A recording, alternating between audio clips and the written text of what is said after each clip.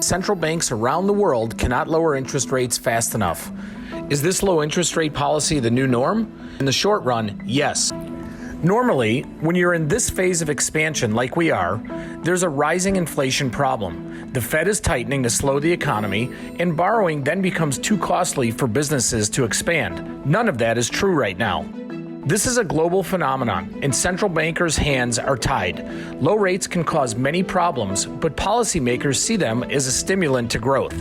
Though unemployment rates are near all-time lows, the economy has taken an extended period to recover from the financial crisis a decade ago.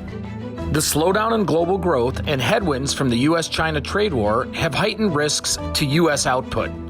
History tells us that low interest rates cause inflation, and up until just recently, a Fed funds rate of about 3% would be ideal to raise inflation to the 4 to 5% level. However, years of the Fed funds rate hovering near zero has resulted in inflation of about 1%. Either the Fed and other central bankers will need to create new policies to help stimulate growth, or we may be in for an extended period of this new normal.